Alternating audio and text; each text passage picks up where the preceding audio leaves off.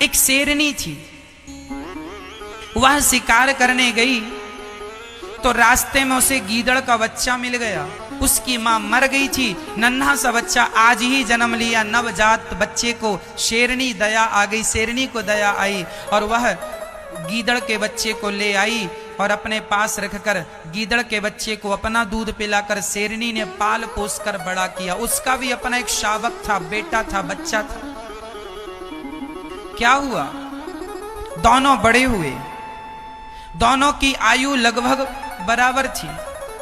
एक दिन हाथी ने अटैक कर दिया शेरनी के घर पर, उसके एरिया पर। तो शेरनी ने अपने बेटे शेर से कहा, जा जरा हाथी को यहां से भगा, हमारा घर उजाड़ देगा।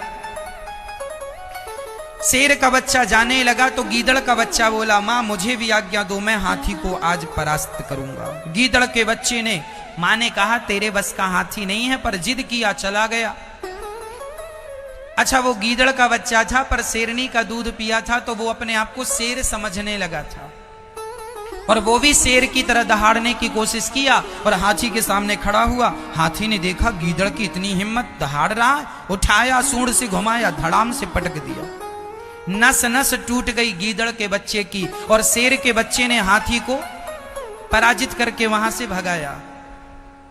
गीदड़ का बच्चा रोता रोता अपनी मां के पास आया।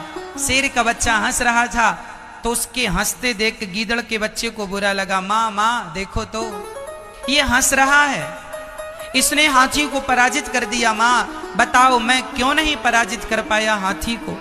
तब शेरनी ने पुचकारते हुए कहा, बेटा तुमने दूध तो मेरा पिया है पर तुम हो गीदड़ के बच्चे और आज तक के इतिहास में हाथी का शिकार गीदड़ ने नहीं किया। हाथी का शिकार जब जब किया है तो केवल शेर ने किया है। जैसे हाथी का शिकार केवल शेर कर सकता है, उसी प्रकार भगवान को केवल मनुष्य पा सकता है और मनुष्य होकर भी भगवान का शिकार नहीं किया, अर्थात भगवान को नहीं पाया, तो मनुष्य का शरीर पाकर भी आपने क्या पाया? भगवान को ना पाया तो सब कुछ पाकर भी क्या पाया? फिर भी आपकी झोली खाली के खाली रह गई। इसलिए कहा करता हूं मेरी मां, मनुष्य का शरीर पाने का अर्थ है ईश्वर को पाना। यदि ईश्वर को नहीं पाया गया, भजन नहीं किया गया, परोपकार नहीं किया गया, तो मनुष्य का शरीर पाना व्यर्थ। फिर तो हम कुत्ता बिल्लियों की तरह जीकर मर गए। फिर तो सामान्य तुम बच्चे ही 3 काम सब करते हैं, खाना, बच्चे पैदा करना और सोना। ये 3 काम तुमने बच्चे पैदा किए तो कुत्ते ने भी बच्चे पैदा किया। तुम सोए तो सुअर भी सोया, तुम खाए तो बिल्ली और पशु और पक्षी भी खाए।